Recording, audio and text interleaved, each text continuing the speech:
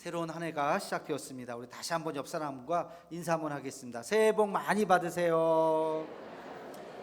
예, 새해 복 많이 받으세요. 한 10번 들으셨죠? 며칠 사이에. 자꾸 들어도 기분 나쁘지 않아요. 예? 계속 들어도 항상 기분 좋은 말이 새해 복 많이 받으세요. 아마 우리는 또 구정이 있잖아요, 그렇죠? 설날까지 이 인사를 또 계속 더 많이 하게 될 겁니다. 근데 생각해 보면요, 새해 복 많이 받으세요. 누가 줘야죠. 예. 복을 누가 주죠? 예. 그렇죠. 내가 주는 게 아니잖아요, 그렇죠? 내가 주는 게 아니라 복은 만복의 근원은 하나님이신 줄로 믿습니다. 예. 하나님이 우리에게 복을 주셔야 우리가 그 복을 얻는 거예요. 하나님이 닫으면 열 자가 없고 하나님이 여시면 닫을 자가 없는 줄로 믿습니다. 올 한 해 하나님이 주시는 큰 은혜를 누리고 그 복을 또 나누는, 베푸는 저와 여러분의 올 한 해가 되기를 주의 이름으로 축원합니다. 신년 첫 주일은 제가 표를 가지고 말씀을 항상 나눴습니다. 올해 표가 뭐죠? 말씀과 성령으로 비상하는 교회. 오늘 이런 제목으로 말씀을 함께 같이 나누려고 하는데요. 말씀과 성령으로 비상한다. 예, 우리 현수막에도 이렇게 이게 반대가 돼가지고 독수리가 이렇게 날아가는 포즈가 있죠. 두 날개로 쫙 창공을 나르는 그 독수리의 모습을 상상해 보면 얼마나 멋있는지 몰라요, 그죠? 올 한 해 우리도 이렇게 쫙 비상을 해야 되는데 두 날개가 필요한 거예요. 날개가 한쪽은 큰데 한쪽은 작다. 이게 뭐 제대로 날겠어요, 그죠? 두 날개가 쫙 균형을 맞춰서 쫙 날라야 정말 멀리 갈 수가 있는 거죠. 신앙의 두 날개는 뭐냐? 한쪽 날개는 뭐고 또 한쪽 날개는 뭐냐? 이것에 대해서 내일부터 토요일까지 제가 엿새 동안 말씀을 좀 나누겠습니다. 여러분들 꼭 빠짐없이 한 주 동안 힘드시겠지만 나와서 두 날개로 비상하는 우리가 되기를 간절히 소망합니다. 여러분, 이런 질문을 한번 드리고 싶어요. 그리스도인과 비그리스도인, 예수 믿지 않는 사람의 큰 차이점이 뭐냐? 우리에게는 있고 그들에게는 없는 것 한 가지만 이야기해보라 라고 하면 뭐가 있을까요? 예수 믿는 사람들에게는 있고 예수 믿지 않는 사람들에게는 없는 것, 여러 가지가 있겠지만 그 중에 한 가지 얘기해 본다면 바로 뭘까요? 하나님의 말씀이에요. 우리에게는 말씀이 있고 그들에게는 말씀이 없어요. 근데 없다고 생각하면, 아니 뭐 예수 안 믿는 사람들에게 성경책을 안 파는 것도 아니고, 그렇죠? 다 누구나 다 읽을 수 있어요. 성경 맞아요. 누구나 다 사서 다 성경을 다 읽을 수 있고, 여러분들도 아마 전도하거나 또 내가 마음에 품고 기도하는 사람들에게 성경책을 또 선물로 주었던 기억도 있으실 겁니다. 누구나 다 읽을 수 있어요. 근데 왜 우리에게는 있고 그들에게는 없다고 이야기하느냐? 우리가 읽는 성경과 그들이 읽는 성경이 똑같은 성경이지만 다르다는 거예요. 그렇죠? 똑같은 성경인데 달라요. 우리도 요한복음 3장 16절, 그들도 요한복음 3장 16절에 있지만 똑같은 말씀이지만 다르다는 거예요. 이 차이가 뭘까?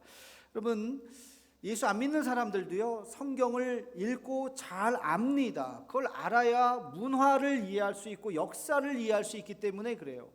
유럽에 한번 가보신 분들, 유럽의 역사를 이해하기 위해서 이 도시가 왜 이렇게 된가, 저 성당의 의미가 뭔가, 이거를 알려면 당연히 성경을 알아야죠. 당연히 기독교를 알아야죠. 예수 믿지 않는 사람들도 다 안다는 거예요. 예수 믿지 않는 사람들도 아담과 하와 모를까요? 다 알아요. 아담 하와가 뭔지. 노아의 방주 이야기 모를까요? 알죠. 신문에 보면 다윗과 골리앗의 싸움입니다, 이런 표현이 나와요. 그럼 우리만 알아듣는 얘기가 아니에요. 다 아는 거예요. 예수 믿지 않는 사람들도 다윗과 골리앗의 싸움이 무슨 의미인지를 안다는 거죠. 그런데 우리가 알고 있는, 우리가 읽는 성경과 그들이 읽는 성경은 다릅니다.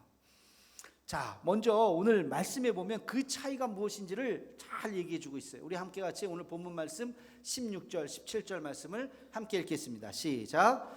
모든 성경은 하나님의 감동으로 된 것으로 교훈과 책망과 바르게 함과 의로 교육하기에 유익하니 이는 하나님의 사람으로 온전하게 하며 모든 선한 일을 행할 능력을 갖추게 하려 함이라. 아멘. 오늘 말씀에 보면 성경의 어떤 기능, 성경을 읽는 이유에 대해서 이야기하고 있어요. 자, 성경은 교훈과 책망과 바르게 함과 의로 교육하기에 유익하다. 그 다음에 또 있어요. 하나님의 사람으로 온전하게 하며 모든 선한 일을 할 능력을 준다. 6가지가 오늘 말씀에 보면 성경이 우리에게 주는 유익이라고 하는 것입니다. 근데 제가 오늘 말씀을 가만히 읽다 보니까 이 6가지 중에 3가지는 일반 사람들도 다 읽고 느끼는 거예요. 나중에 뒤에 나오는 3가지는 이것은 그리스도인들만 알 수 있는 것입니다. 3가지로 딱 나뉘어질 수가 있어요. 일반적인 유익과 신앙적인 유익으로 이 6가지를 그렇게 구분을 할 수가 있다는 것입니다. 먼저 첫 번째, 일반적인 유익의 첫 번째가 교훈을 준다 그랬어요. 모든 성경은 교훈을 준다. 교훈을 준다는 건 뭐냐면 지혜를 가져다 준다는 것입니다. 성경은 우리에게 지혜를 가져다 줍니다. 여러분들 자기계발서 책들을 혹시 좀 읽어보셨나요? 세상 살면서 어떻게 하면 지혜롭게 잘 살 수 있을까 하는 그런 책들, 그런 걸 자기계발서라고 하는데, 그런 자기계발서가 서점에 가면 굉장히 많습니다. 저도 한때는 자기계발서 책들 많이 읽었어요. 책 보면 제목 보면 잘 알아. 이게 무슨 얘기인지. 성공의 7알은 인맥이다. 이런 책도 있고요.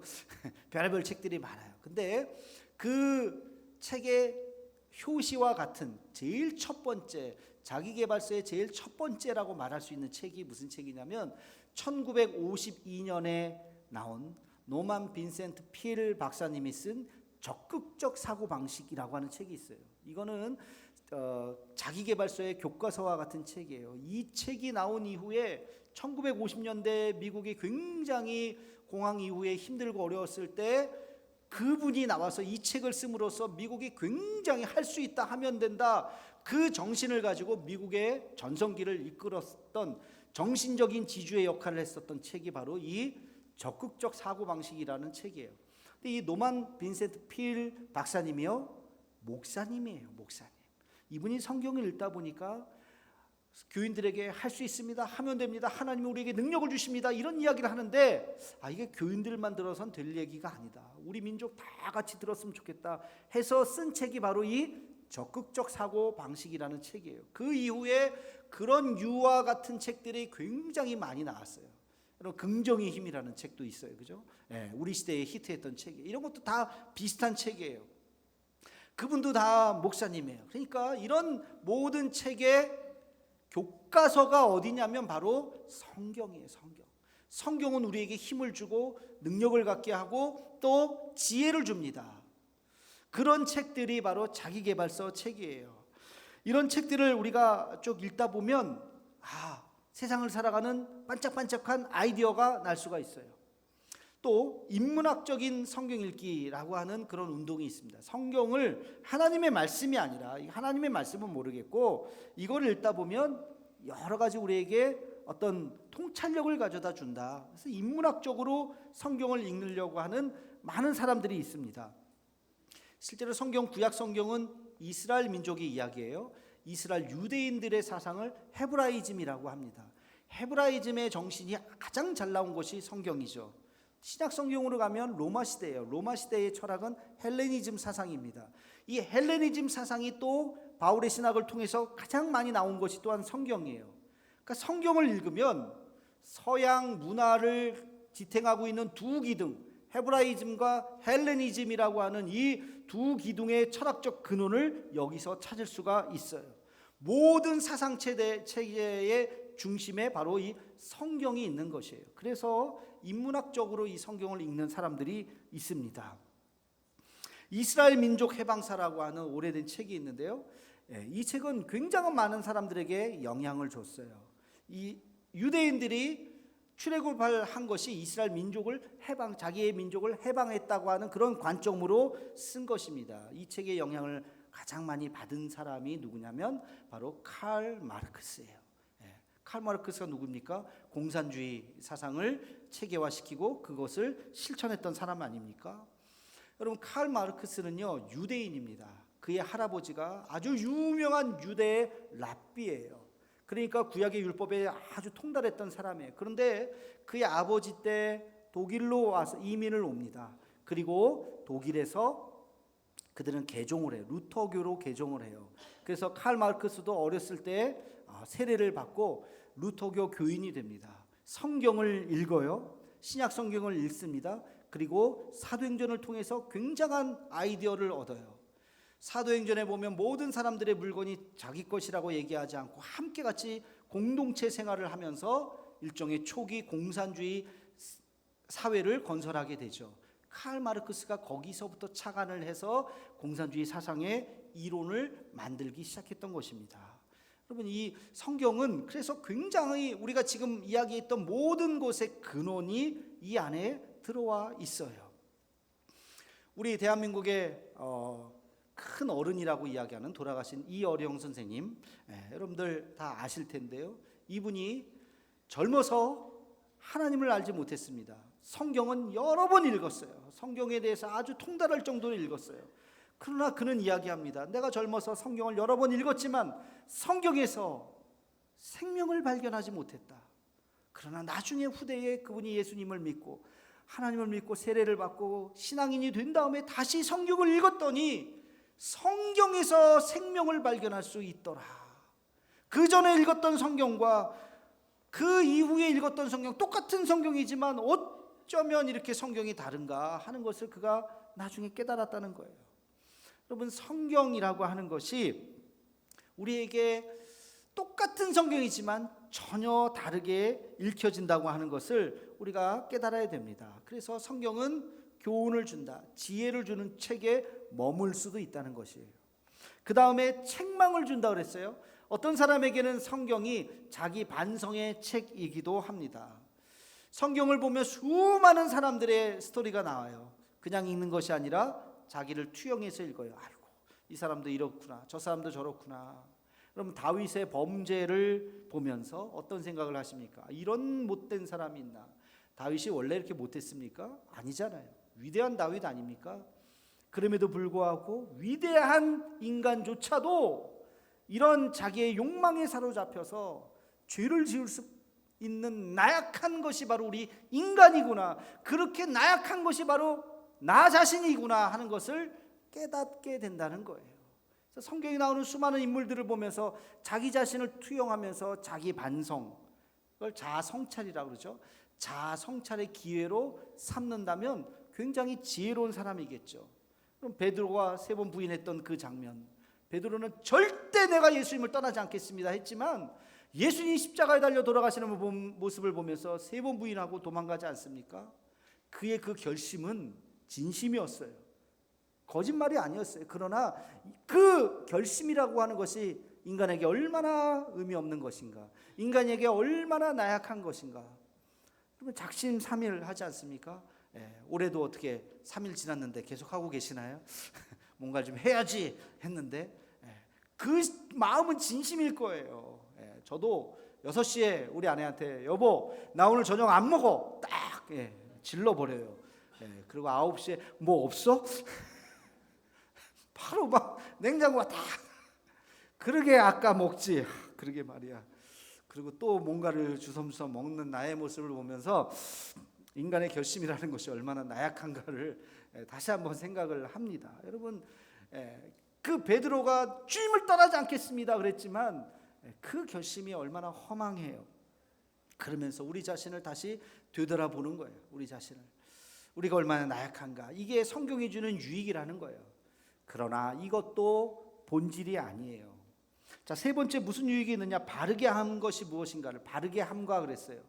무엇이 선한 것이고 무엇이 악한 것인지, 무엇이 우리의 삶의 기준이고 무엇이 기준이 아닌지를 성경은 우리에게 이야기해 주고 있습니다. 이쪽 길로 가면 성공의 길이요, 이쪽 길로 가면 패망의 길이라고 하는 것을 말해줘요. 성경은 뭐라고 얘기합니까? 교만의 길이 성공의 길인가요? 패망의 길인가요? 대답해 보세요. 어떤 길이에요? 패망의 길이잖아요. 교만은 패망의 선봉이요 그러잖아요. 겸손은 존귀의 앞잡이다. 겸손해야 되는구나. 인내하라. 인내해야 되는구나. 오래 참으라. 충성하라. 성경에서 얼마나 좋은 얘기들이 많습니까? 그런 이야기들을 여러분 삶의 좌우명으로 삼고 생활을 한다면 아마 다들 성공을 하게 될 거예요. 그러나 이것도 성경의 본래 목적이 아니라는 거예요. 여러분, 여기까지는 일반 사람들도 성경을 읽으면서 지혜를 얻고 교훈을 얻고 힘을 얻을 수가 있습니다.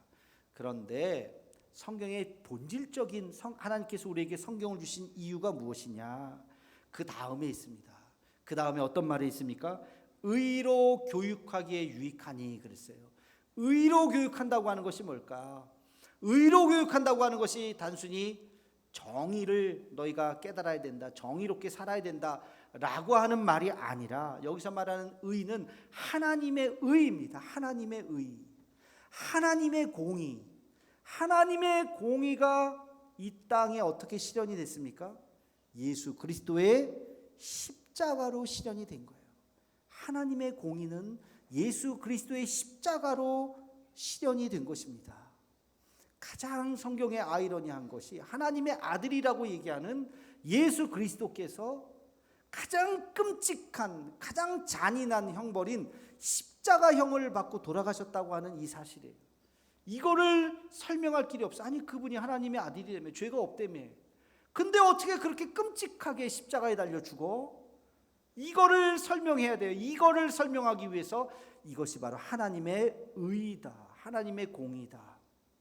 왜?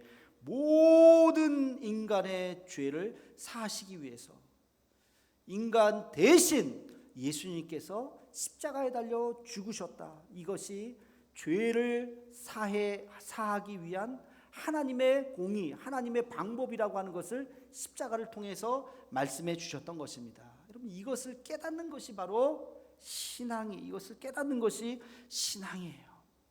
여러분, 오늘 말씀해 보면 아주 중요한 그 앞에 이런 말씀이 있어요. 모든 성경은, 그 다음 뭐라 그랬어요? 하나님의 감동으로 된 것으로, 교훈과 책망과 이렇게 나가죠. 모든 성경은 하나님의 감동으로 된 것으로. 여러분, 하나님의 공의, 십자가의 공의를 깨닫는 것은 성경을 10번, 20번, 100번 읽는다고 되는 것이 아니에요. 왜 세상 사람들은 성경을 읽으면서 그것을 깨닫지 못하느냐? 하나님의 감동으로 읽지 않아서 그렇습니다. 하나님의 감동으로 읽는다고 하는 것은 바로 성령을 통해서 읽는 것이에요. 성령을 통해서. 성경의 원저자는 성령 하나님이시죠. 그렇기 때문에 이 성경을 읽는 것도, 풀이하는 것도 바로 성령인 줄로 믿습니다. 이 성령은 성경이라고 하는 책을 여는 열쇠와 같은 거예요. 그럼 어디 들어가려면 열쇠가 있어야 문 열고 들어가잖아요. 그렇죠? 간단한 거예요. 열쇠만 있으면 문이 쫙 열려요. 근데 열쇠가 없으면 아무리 두들려도 문이 열리지가 않습니다. 성경을 여는 것은 바로 성령이에요. 성령. 여러분에게 성령이 임하면 성경 한 줄만 딱 읽어도 그 은혜를 경험하게 돼요. 십자가의 은혜를 알게 돼요. 예수 그리스도를 알게 되는 것이에요. 그러나 성령이 임하지 않으면 10번, 20번, 100번을 읽어도 그냥 교양책이에요. 그냥 좋은 얘기예요. 뭐 노노맹자하고 다를 게 뭐가 있어요? 아무것도 없어요. 여러분, 성경을 읽을 때 바로 성령을 통해서 읽어야 할 줄로 믿습니다. 이게 오늘 말씀이에요. 여러분, 말씀과 성령으로 피상해야 돼요. 하나님의 말씀은 읽긴 읽지만 인문학적으로 읽지 말라는 거예요. 인문학적으로 읽는 것이 아니라 성령을 통해서 하나님의 말씀을 읽을 때 드디어 우리가 눈이 열리고 우리는 비상하게 될 줄로 믿습니다. 여러분, 이 비밀을 몰라서 끙끙끙 앓다가 예수님을 찾아온 사람이 있어요. 그가 바로 니고데모입니다. 니고데모가 예수님께 질문하죠. 우리가 어떻게 하나님 나라에 들어갈 수 있습니까? 거듭나야 한다. 거듭남이 뭡니까? 다시 죽었다가 죽으면 다시 태어납니까? 어머니의 자궁에 다시 들어갑니까? 거듭남을 이해하지 못했어요. 그러니까 예수님 뭐라고 말씀하시죠?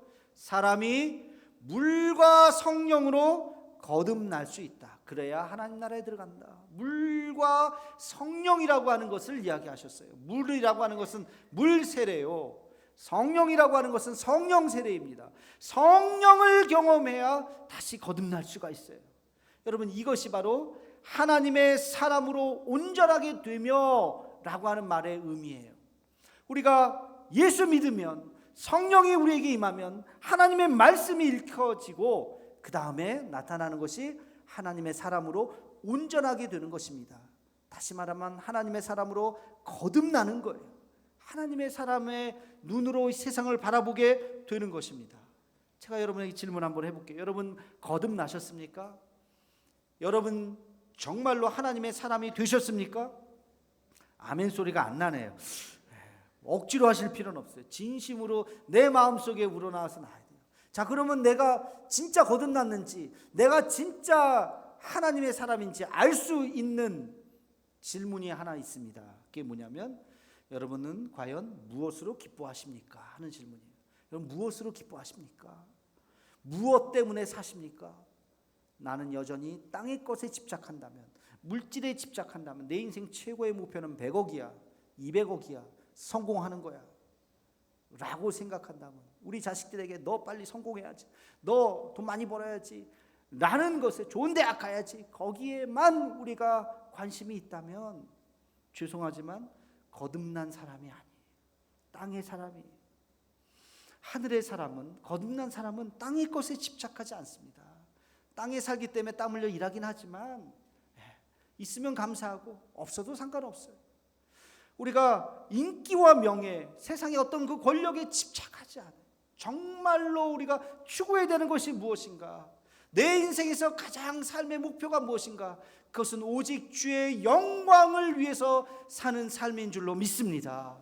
거듭난 사람은 이것을 알아요. 이 말의 의미가 무엇인지 알아요. 한 영혼에 집중하는 것이 무엇인지를 아는 것입니다.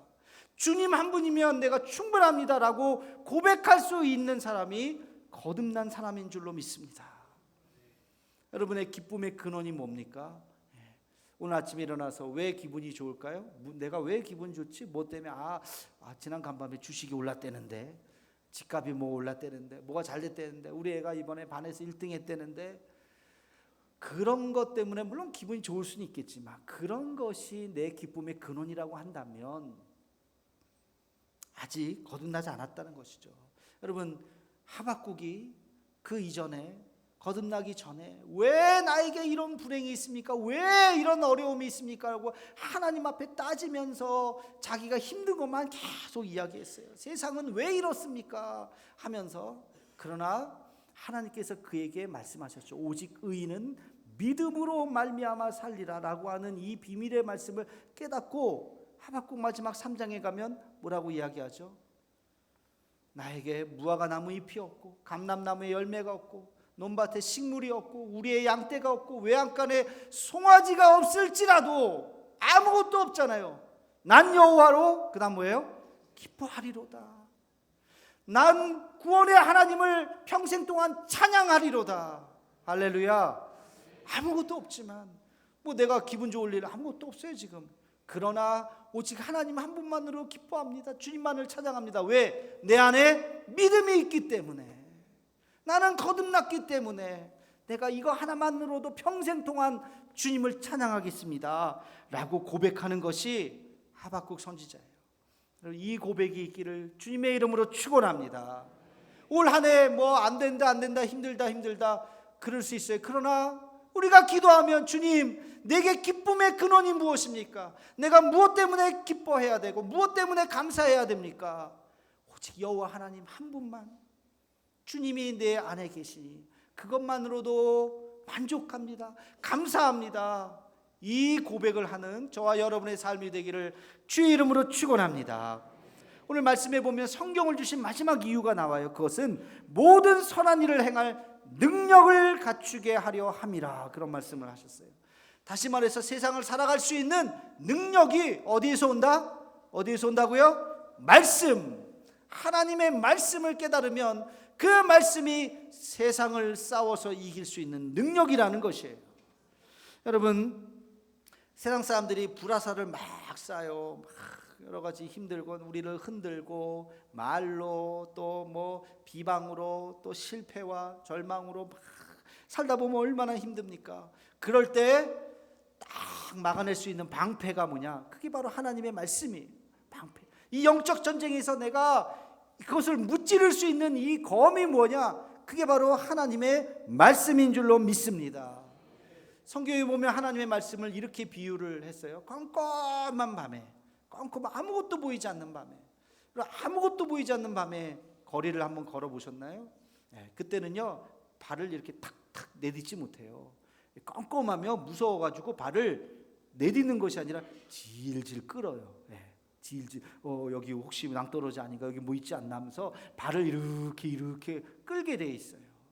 그럴 때 눈앞에 어떤 빛이 쫙 나타난다면 얼마나 환하겠어요. 그 빛을 보면서 가는 것이죠.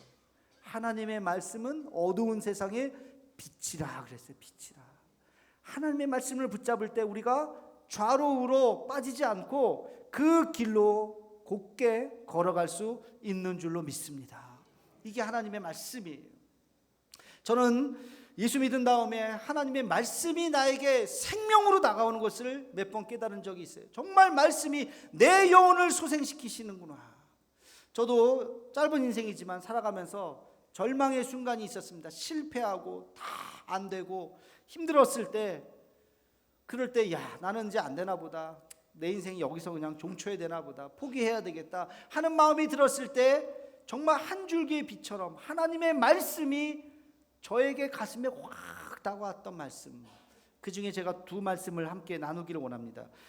욥기 23장 10절 말씀입니다. 우리 함께 읽겠습니다. 시작. 그러나 내가 가는 길을 그가 아시나니 그가 나를 단련하신 후에는 내가 순금같이 되어 나오리라. 아멘. 이 고난이 어디서부터 시작됐는지 그 근원을 알지를 못하겠어요. 그리고 이게 언제까지 계속되어야 될지를 모르겠어요. 긴 터널의 한복판에 있는데 끝이 보이지 않는 거예요. 근데 제가 어느 날 이 욥기 말씀을 읽는데 이 욥기 말씀이 바로 그 말씀이에요. 욥기 23장이면 욥이 그 고난의 한복판에 있을 때예요. 나에게 왜 이런 고난이 있을까? 이게 도대체 언제까지 될까? 그러나 욥은 기가 막히게 하나님을 보면서 이런 고백을 합니다. 나의 가는 길을 오직 그가 아시나니 나는 알지 못해요. 나는 내가 지금 왜 이렇게 고난받는지 알지 못해요. 그러나 누가 안다고요? 하나님은 아시나니 그가 나를 단련한 후에는 내가 순금같이 정금같이 나를 변화시키실 것이다. 할렐루야. 저는 이 말씀을 붙잡고 엉엉 울었어요. 하나님, 그래요. 욥의 이 고난 비할 바는 아니지만 나도 참 힘든데 하나님, 이 말씀이 나에게 주시는 말씀인 줄로 내가 믿습니다. 언젠간 하나님께서 나를 빚으셔서 더 강한 사람, 더 믿음의 사람으로 언젠가는 변화시킬 줄로 믿습니다 하면서 이 말씀 붙잡고 울었던 기억이 나요. 그 순간 제 마음속에 막 억눌렸었던, 정말 5톤 10톤에 눌려있는 것 같은 내 마음이 팍 터지면서 정말 하나님 앞에 너무나도 기쁨을 회복했었던 그 순간이 있었습니다. 또 하나의 말씀은 에스겔서 37장 말씀입니다. 에스겔서 37장 5절 말씀 함께 읽겠습니다. 시작. 주 여호와께서 이 뼈들에게 이같이 말씀하시기를 내가 생기를 너희에게 들어가게 하리니 너희가 살아나리라. 아멘. 여러분, 에스겔서 37장은 절망의 시대에 하나님께서 에스겔을 통해서 뼈무덤의 골짜기로 데리고 간 거죠. 거기에 보니까 시체가 아니라 시체가 다 녹아져서 뼈밖에 남지 않았어요. 누구 뼈인지도 몰라요. 이 뼈가 살겠느냐? 아니, 지금 농담하십니까? 이 뼈가 어떻게 삽니까? 그러나 하나님은 하실 수 있습니다. 거기서 환상을 보여주지 않습니까? 뼈가 다다다다닥 맞춰지는 거예요. 뼈가 맞춰지고 살이 돋고 힘줄이 돋고 피부가 거기에 얹혀지고 군대가 되는 거예요. 군대가 되는 그 환상을 보면서 하나님의 영이 이렇게 너를 회복시키실 것이다 라고 하는 말씀이에요. 제가 이 말씀을 읽으면서 저도 또 큰 은혜를 받고 눈물을 경험했던 적이 있어요. 제 인생에 깊은 어둠의 순간이 있었을 때 아침에 일어났는데 시계를 봐야 되잖아요. 아침에 일어나 몇 시지? 시계를 보는 의미가 없어요. 내가 시계를 몇 시든 무슨 상관이에요. 10시든 12시든 낮 1시든 시계를 볼 이유가 없고 만날 사람도 없고 만나고 싶지도 않고 전화 올 때도 없고 전화 걸 때도 없고 내가 지금 살았나 죽었나 이대로 사는 게 무슨 의미가 있을까. 병원에 가보진 않았지만 그때 제가 아마 우울증이었던 것 같아요. 그냥 아무 의미 없이 밥도 먹고 싶지 않고 그냥 그러면서 내가 과연 내가 왜 살고 있지? 무엇을 위해서 살지라고 생각했었던 어떤 순간들이 있었어요. 그때 하나님 말씀, 이 말씀이 떠올랐어요. 하나님께서 에스겔에게 주셨던, 정말 살아있지만 송장과 같이 죽은 뼈 무덤처럼 있었던 나의 모습 속에 성령 하나님께서 나와 함께 하셔서 내가 다시 희망을 갖고 미래를 꿈꾸고 1년 후를 꿈꾸고 10년 후를 꿈꿀 수 있는 그런 사람으로 제가 변화되는데, 이 하나님의 말씀이 나를 일으켜 세웠던 것입니다. 여러분, 하나님의 말씀은 교양서적이 아니에요. 그냥 세상 지식을 가져다주는, 처세술을 가져다주는 책이 아닙니다. 세상 사람들은 그렇게 읽을지 몰라도 우리는 이 말씀 속에서 생명의 말씀을 발견하기를 주의 이름으로 축원합니다. 여러분, 이 말씀에 성령의 은혜가 임하면 우리는 일어날 수 있어요. 다시 할 수 있어요. 하나님의 말씀으로 올 한 해 승리할 수 있는, 다시 비상할 수 있는 저와 여러분의 삶이 되기를 주님의 이름으로 축원합니다. 기도하겠습니다. 사랑의 하나님, 우리에게 하나님의 말씀을 허락해 주심을 감사합니다. 하나님의 말씀을 그저 눈으로, 그저 머리로 읽지 않게 하시고 가슴으로 읽고 성령으로 읽게 하여 주시옵소서. 하나님의 말씀을 읽을 때 내 안에서 성령의 역사가 일어나고, 그리고 하나님의 뜻을 이루는 하나님의 사람으로 변하게 하여 주시옵소서. 그런 교회가 되게 하여 주시옵소서. 예수님의 이름으로 기도하옵나이다. 아멘.